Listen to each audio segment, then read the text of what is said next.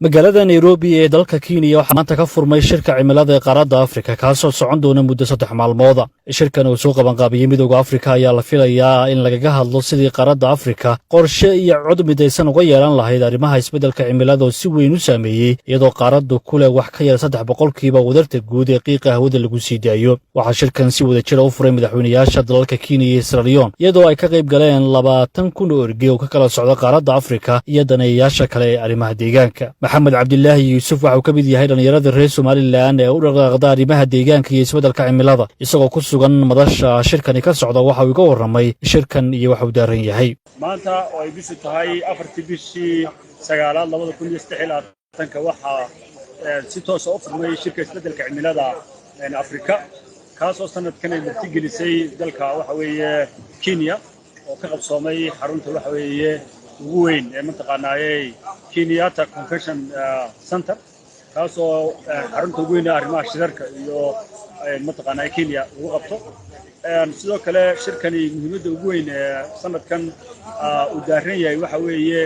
maadaama waxa weeye Afrika dhibaatooyinka arrimaha isbeddelka cimilada iyo mataqaanaayay saameynta taban ay ku yeeshay ay tahay mid la taaban karo sidoo kale dalalka Afrika yihiin dalal waxa weeye arrimaha isbeddelka cimilada iyagoo aan waxba ku darsan laakiin dhibaatadoodii ay saameysay ayaa shirkan waxa weeye sanadkan waxa aad looga hadlayaa sidii xal u helidda arrimaha waxa weeye ficilaaadka muhiimka ah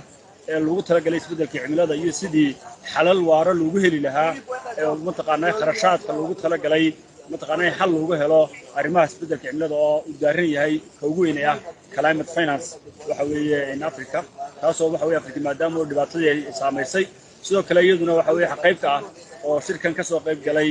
waxa weeye maanta ay furay madaxweynaha waxa weeye Kenya William Ruto iyo madaxweynaha waxa weeye meesha la yiraahdo Sierra Leone labada madaxweyne officially waxa weeye shirka maanta furay sidoo kale 20,000 oo waxa weeye delegates ama daneeyayaal ah oo waxa weeye shirkan ka soo qayb galay baa jira kuwaasoo ka kala socda dhammaan wasaaradaha arrimaha deegaanka iyo isbeddelka cimilada Afrika ururada maxalliga ah ee waxa weeye ka jira Afrika sidoo kale ururada waxa weeye mataqaanaayay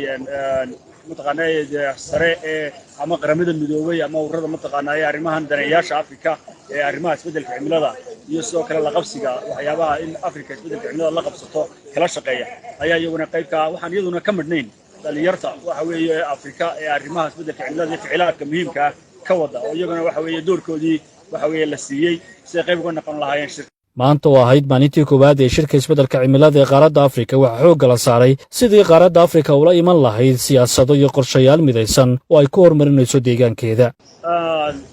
ilaa saaka shirku intii uu furmay marka laga yimaado furitaanka iyo Afrikeenay si tugada ah ama waxa weeye iyadoo jamaca mataqaanaa xal iyadu isku mid ah ay u wada raadiso sidoo kale ay isticmaasho si isbeddelka cimilada laftiisa loo yareeyo tamaraha la cusboonaysiin karo oo ay tusaale u tahay Kenya waxay ku tartamaysaa dalalka waxa weeye mataqaanaa tamarta isticmaalaan ee leerka ama danahooda kala oo isticmaalaan uu yahay tamarta waxa weeye la cusboonaysiin karo cadceedda iyo mataqaanaa dabayshaba iyo sidoo kale in mataqaanaa dalalka Afrika ay qayb ka noqdaan xal u helidda isbeddelka cimilada iyaga oo wada socda oo aan kala socon oo siyaasadaha ay leeyihiin waxyaabaha muhiimka la taabtay waxa kamid ah siyaasadaha dalalka ay leeyihiin in ay noqdaan qaar la jaan qaadaya hanaanka lagu heli karayo waxa weeye lacagaha lagu talagalay isbeddelka cimilada ee climate finance iyadoo markaa Afrika mataqaanaayay arrimaha institutionada wasaaradaha deegaanka iyo isbeddelka cimilada ka shaqeeya ay xoojinayaan siyaasadahooda muhiimka ah ee quseeya arrimaha isbeddelka cimilada haday tahay waxa weeye National Adaptation Plan oo ah hanaanka la qabsiga isbeddelka cimilada iyo dhammaan waxyaabaha muhiimka u tahay ee mataqaanaayay lagu talagalay in lagu qabsado arrimaha isbeddelka cimilada sidoo kale markaa waxaa jira maadaama waxa weeye shirka ilaa saaka ilaa waqtiga imika waxa weeye 6 maqribnimo ku sii dhow shirar kala duwan oo waxa weeye madaxda Afrika iyo wasaaradaha ay la gelayaan hay'adaha qaramada midoobay ee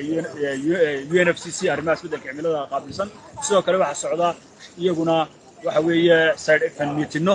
ama kulamo joogto ah oo qof waliba uu markaa isagu area-da mataqaanaa ama meesha uu xiisaynayo uu ku biirayo taasoo markaa ka saamaxaysa qof waliba wax laga yaabaa marka dadka kala duwan ee martida ee shirkan timid qof waliba wax laga yaabaa institutiono badan ama ururo badan ayaa iyagu leh doodo ku saabsan arrimaha isbeddelka cimilada haday tahay dhinaca caafimaadka taabanaya haday tahay dhinaca taabanaya tamarta hadday tahay dhinacii taabanaya waxa weeye dhinacyada taabanaya isbeddelka la qabsigiisa hadday tahay dhinacyada taabanaya waxa weeye mataqaanaayey beeraha iyo sidii waxa weeye mataqaanaayey markaa maanta waxyaabaha iyaduna muhiimka ee qabsamay waxaa ka mid ah in dalka Kenya laftiisu maadaama uu yahay dalalka arrimaha isbeddelka cimilada Afrika hormuudka u ah inay launch gareeyeen wasaaradooda deegaanka iyo isbeddelka cimiladu 4 siyaasadood taasoo waxa weeye qorshaha la qabsiga horumarinta waxa weeye isbeddelka cimilada oo 2023 ilaa 2027 iyo program kale oo la yiraahdo locally led initiative on climate finance oo taa lafteeda maanta madaxweynuhu dadka waxa weeye bulshada Kenya ee deegaanada kala duwan ee Kenya ay ka kooban tahay loogu baaqay lacag lagu siiyey oo lagu talagalay inay ficilaaadka arrimaha isbeddelka cimilada wax ka qabtaan furitaanka shirkan ayaa ku soo beegmaya iyada oo uu kac ku yimi heerkulka Afrika marka loo eego meelo badan oo caalamka sababo la xiriira dhacdooyin cimilo aad u daran iyo abaaro daba dheeraaday oo ay qaaraddu la kulantay taasoo keentay dhimasho iyo cunno yari baahsan ugu dambeyn waxaa la filayaa in shirkan ay ka soo baxaan qodobo kor u qaadaya baaqyada ku aadan sidii qaaradda Afrika ay u heli lahayd taageero dhaqaale oo ay wax kaga qabato dhibaatooyinka isbeddelka cimilada